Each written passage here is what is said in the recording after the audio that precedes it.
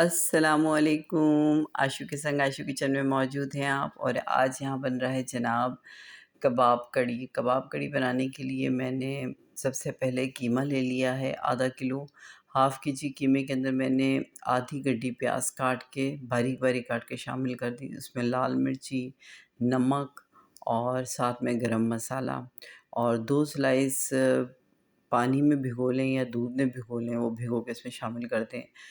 कोशिश करें कि जो आपका गोश्त आपने लिया हो कीमे का वो बिल्कुल बारीक पिसा हुआ हो ना, तो वो ज़्यादा मज़ेदार लगेगा। अच्छा, मैं यहाँ पर ये है कि मेरे हस्बैंड ने मुझसे मोटे कीमे के कबाब जो नहीं होते, जो मोटा हाथ का कुटा हुआ कीमा होता है, उसकी बनाने की फ़रमाइश की थी, तो लिहाज़ा मैंने वैसा रखा हुआ है। लेकिन ये कबाब ज़्यादा मज़ेदार बिल्कुल बारीक पिसे हुए कीमे में लगते हैं, तो तब बहुत ज़्यादा मज़ेदार लगते हैं। तो यहाँ इनको ये अच्छा लगता है कि ये चंक्स मुँह में आते हैं कीमे के, तो वो बहुत मज़े के लगते हैं। तो आप देख लीजिएगा, लेकिन इसमें ज़्यादा मज़ा मैं प्रेफ़र करूँगी कि कीमा लें बारीक पिसा हुआ।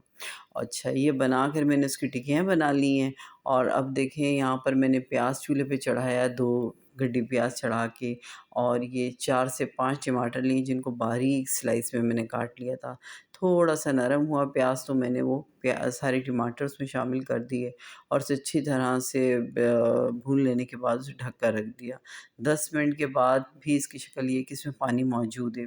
मैंने इसका पानी थोड़ा-सा जलाया है और ये देखें थोड़ी-सी थिक ग्रेवी तैयार हुई है इसकी।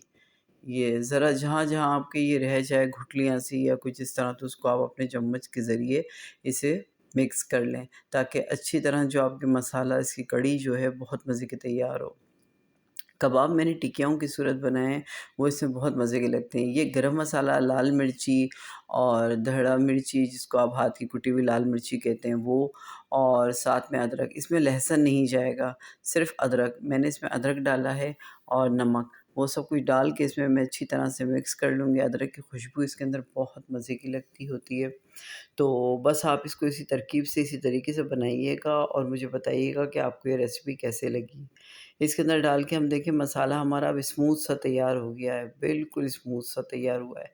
अब इसमें हमने थोड़ा-सा पानी डाला और इसमें मिक्स किया, मिक्स करके जो हमने टिक्कियाँ बनाई हुई हैं कबाब की, वो सारी मैं इसमें शामिल कर दूँगी। कबाब की टिक्कियाँ शामिल कर देने के बाद इसको हम ढककर 5 से 10 मिनट या 20 मिनट रख देंगे, क्योंकि कबाब अब टूटेंगे नहीं हमारे, हम इसमें ब्रेड पहले ही ऑलरेडी मिला चुके हुए हैं।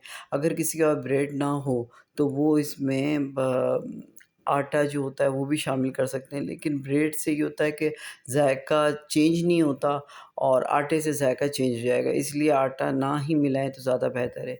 देखें, इसको मैंने रखने के बाद इसे अब मैंने बाउल में सर्व किया है। ये कितना मज़ेदार, कितना खूबसूरत लग रहा है। तो मुझे दीजिए इजाज़त, इंशाल्लाह फिर मिलेंगे। अल्लाह हाफ़िज़।